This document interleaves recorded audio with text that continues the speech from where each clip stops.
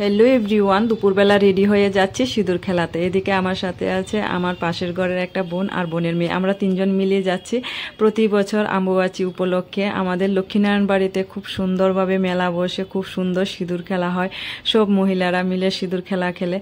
যতদিন অবধি অম্বুবাচীটা থাকে ততদিন অবধি এখানে সিঁদুর খেলা হয়, ভীষণ ভালো লাগে। তো আমি প্রতি বছরই আসি, তো আজকেও চলে আসলাম। তো দেখো কি সুন্দর মেলা বসেছে।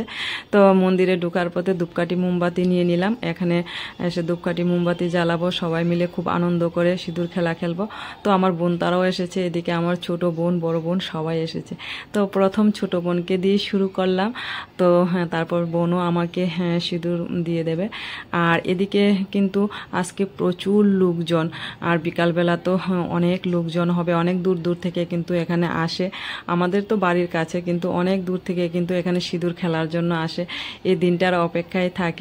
আমাদের সধবা মহিলাদের জন্য খুব একটা সুন্দর দিন কিন্তু আজকের এই দিনটা, এই সিঁদুর খেলার দিনটা। আমার তো ভীষণ ভালো লাগে। তো দেখো কত লোকজন। তো এখন মন্দিরের ভেতরে ঢুকবো। মন্দিরের ভেতরে তো প্রচণ্ড পরিমাণে ভিড়। তো এখানে কিন্তু চেনা অচেনা, অপরিচিত অপরিচিত এমনটা নয়, সবাই সবাইকে সিঁদুর পরায়, ভীষণ ভালো লাগে। তো মন্দিরে এসে দেখি প্রচুর পরিমাণে ভিড়, অনেক লোকজন। তো এখন ঠাকুর দর্শন করব, তারপর ধূপকাঠি মোমবাতি জ্বালাবো। বাইরের দিকে গিয়ে আমরা সবাই মিলে খুব আনন্দ করে সিঁদুর খেলা খেলবো। তো আমার পাশে থেকে তোমরা দেখতে পাবে।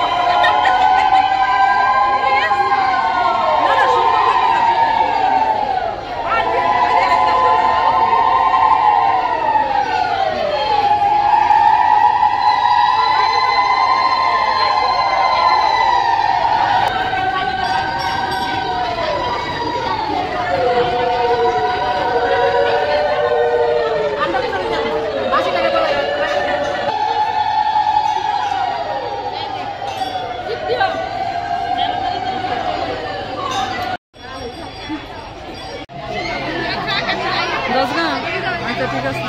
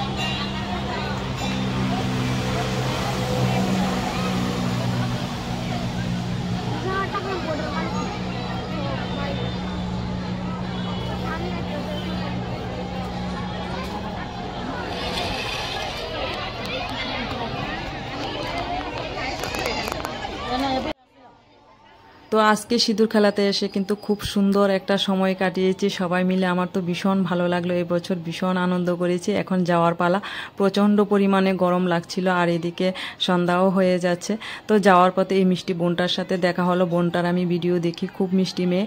আর যাওয়ার পথে মনটা ভীষণ খারাপ ছিল, কারণ আমরা যখন মন্দিরের গেট থেকে বেরিয়ে গেছি তখন দেখছি যে একটা মহিলা কান্না করছে। তারপরে জানতে পারলাম যে মহিলাটার সোনার চেন চুরি হয়েছে। মন্দিরে ঢুকেছে, কিছুক্ষণের মধ্যে চেনটা চুরি হয়েছে। তারপর আরও দুইটা ঘটনা এরকম ঘটেছে। তো শুনে ভীষণ খারাপ লাগলো। যার যাই সে বুঝে। তাই আমাদের মেলায় বা এরকম মন্দিরে ভিড়ভাট্টার মধ্যে আসলে অবশ্যই নিজের খেয়াল রাখতে হবে, সাবধানে থাকতে হবে।